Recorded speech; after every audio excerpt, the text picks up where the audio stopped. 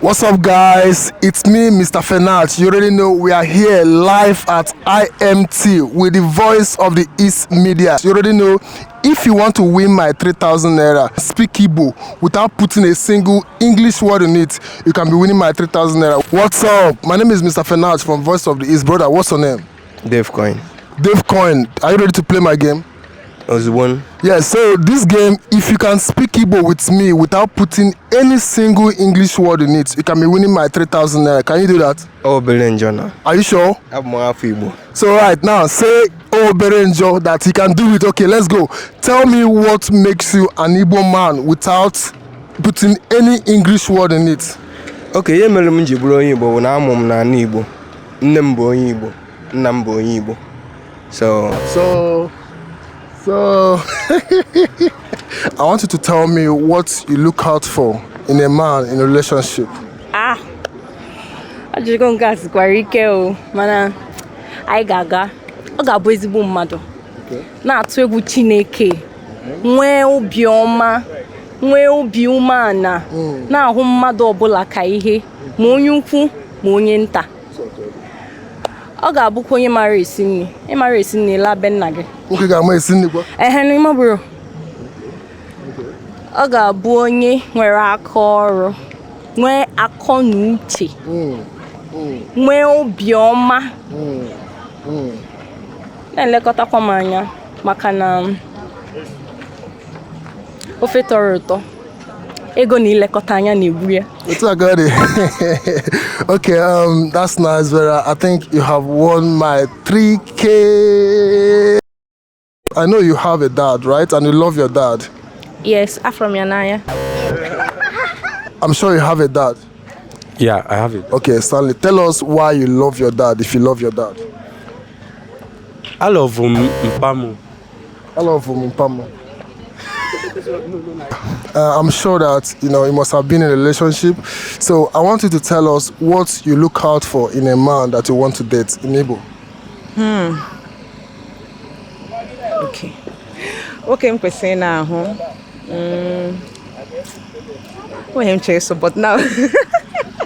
Tell me what you love about your wife under 1 minute without putting an English word in it. Ihe nji hụ nwunye m n'anya bụ maka na ọ ma esi nri and ọ ma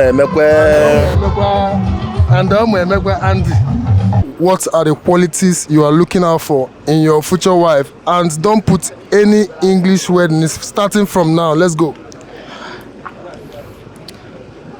Achọrọ m the next future. The next future.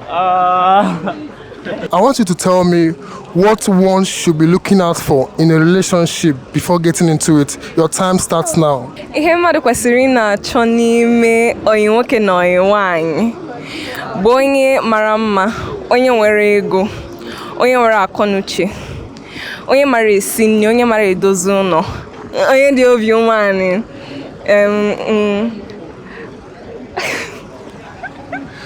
Are you married? Okay, please tell us the qualities that single people should be looking out for before getting into marriage. Alụmdi na nwunye bụ ihe ọ dịghị mfe. So ndị ọbụla na-achọ ịnụ di na nwunye ma ọ bụ nwoke ma ọ bụ nwaanyị ha ga na-enebanye anya na agwa na omume nyanwa bụ isi. Ọ bụrụ ka onye anwa si dị, ọ bụrụ ego mana ọ agwa. Ha na-abụ enwekwa nghọta nke a bụ nke ịbụa. Nghọta ga-adị, agwa ga-adị, ọzọ bụ egwu Chineke ga-adị. Ihe niile wee na-aga n'iru ka ezinụlọ maka ịnụ di na nwunye abụrụ ime oyi. Ihe ga-adịgide dịgidekwa. So ha na-abụ kwesị ịma ihe ha chọrọ. So I want you to tell me under 1 minute what you love about being an Igbo man. Your time starts now, and make sure you don't put any English word in it. Let's go. Ihe njiwe like Igbo na. Like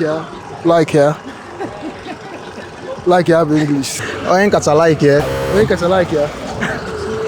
Why do you choose to be a doctor in Igbo? Maka na ọ na-enye ego. Ọ ga na-etreat mmadụ na-enye m. Ahụrụ m mama m n'anya nke ukwuu n'ihi na ọ naanị ya ga-aghọta ihe m na-agabiga ọ naanị ya ka ọ ga-abụ nkọwarụ nekwe ka o si wee dị ọ ghọta m ọfụma. Okay, mommy. Okay is English word.